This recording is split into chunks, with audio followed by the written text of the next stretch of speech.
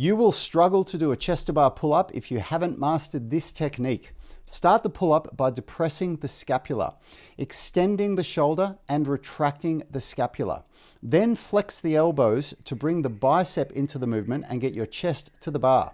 Most people miss this scapular activation, leading to minimal lat, rhomboid and trapezius recruitment, relying more on the biceps, making it much harder to get the chest to the bar. We master this technique using the supinated grip pull-up, aka the chin-up, because it allows for more bicep and a mechanically more advantageous position to get the chest to the bar. This technique requires a lot of practice and regular review with your coach to ensure you are on the right path. It is essential that you leave your ego at the door for this one.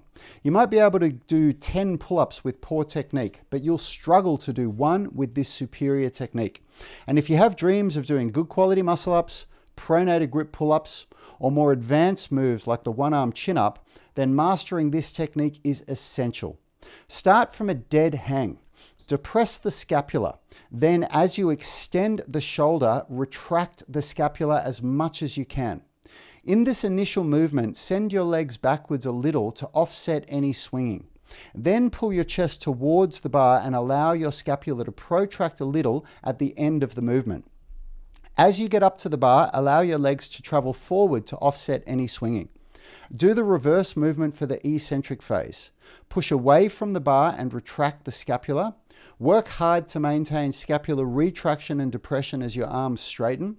Make sure you hit the active position with the scapula retracted and depressed and slight shoulder extension when the elbows straighten. Then disengage and return to a passive hang before starting your next rep. Every rep should use the same tempo.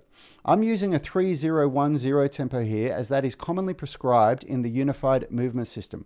If your tempo is not consistent, then you will not be able to use progressive overload. Every rep should maintain the same quality and all sets should be the same amount of reps. You only increase reps when you can do 5 sets of the same reps. When you go up 1 rep, you likely won't be able to do all sets at the new rep range. So each workout, you try to add 1 rep to 1 set. When all sets have the same reps, you add a rep and repeat. That is progressive overload. And you will only be able to manipulate it properly if technique and tempo is consistent across all reps. Remember that only quality matters. If you can only do 2 or 3 reps in a set, then that is what you do.